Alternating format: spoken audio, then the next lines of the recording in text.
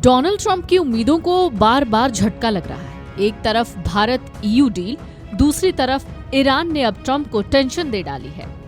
Saudi अरब और Qatar ने अमेरिकी राष्ट्रपति डोनाल्ड ट्रंप को बड़ा झटका दिया है और कह सकते हैं कि उनकी उम्मीदों पर पानी फिर गया है। UAE, सऊदी अरब और कतर ने अपनी सरजमी का इस्तेमाल ईरान के खिलाफ करने से इनकार कर दिया।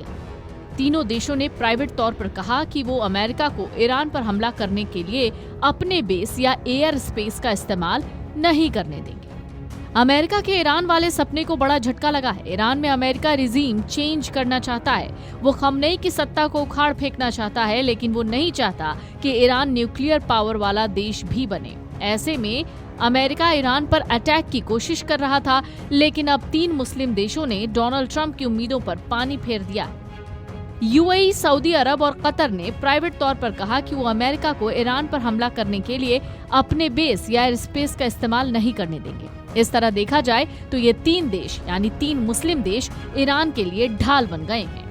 दरअसल वाशिंगटन और तेहरान के बीच तनाव चरम पर है। ईरान में जारी विरोध प्रदर्शनों के खिलाफ सख्त कार्रवाई और अमेरिकी राष्ट्रपति ट्रंप की कड़ी चेतावनी के बीच खाड़ी के 3 बड़े मुस्लिम देशों सऊदी अरब, कतर और संयुक्त अरब अमीरात यानी UAE ने अमेरिका को करारा झटका दिया है। कह दिया है कि वो ईरान पर हमले के लिए अपना हवाई क्षेत्र या सैन्य अड्डों का इस्तेमाल नहीं करने देंगे। इससे ट्रंप प्रशासन का ईरान के खिलाफ कोई बड़ा सैन्य अभियान चलाने का प्लान लगभग नामुमकिन हो गया है। मगर ट्रंप की इन योजनाओं पर पानी फिरता भी दिख रहा है। अमेरिका अगर ईरान पर हमला करता तो इसके लिए उसे कतर, UAE और सऊदी अरब के एयरबेस और एयर स्पेस का यूज करता।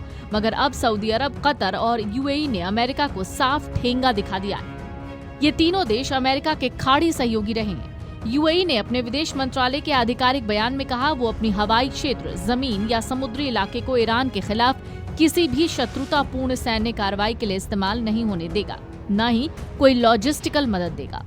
UAE ने जोर दिया कि मौजूदा संकट का हल बातचीत, तनाव कम करने, अंतर्राष्ट्रीय कानून का पालन करने और देशों की संप्रभुता का सम्मान करके ही निकाला जा सकता है।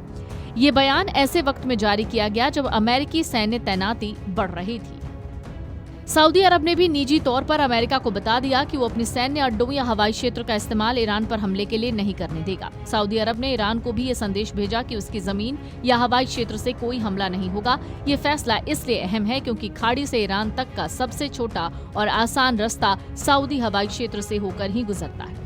अगर सऊदी अरब ने हवाई क्षेत्र बंद कर दिया तो अमेरिकी बम वर्षक विमानों को लंबा चक्कर लगाना पड़ेगा, जिससे ऑपरेशन मुश्किल और महंगा हो जाएगा। ठीक इसी तरीके से कतर का भी रुख साफ है। ये तीनों देश अमेरिका के लंबे समय से सहयोगी रहे हैं। अमेरिका ने इनके साथ सैन्य समझौते किए हैं, अरबों डॉलर के हथियार बेचे हैं, लेकिन अब ये देश क्षेत्रीय स्थिरता और युद्ध से बचने के लिए आगे आ गए हैं। इनका मानना है ईरान पर हमला क्षेत्र में बड़ा युद्ध छेड़ सकता है, जिसमें खुद ये देश भी निशाना बन सकते हैं। ईरान ने पहले ही चेतावनी दी है कि अगर अमेरिका हमला करता है तो खाड़ी में अमेरिकी अड्डों को निशाना बनाया जाएगा। इससे तेल की कीमतें आसमान छू सकती हैं और पूरा इलाका अस्थिर हो सकता है। बहरहाल अमेरिका को ये बड़ा झटका ही है। ट्रंप प्रशासन को उम्मीद थी कि खाड़ी के सहयोगी देश अमेरिकी सैन्य अभियान में साथ देंगे, लेकिन अब उनके प्लान पर पानी फिरता नजर आ रहा है।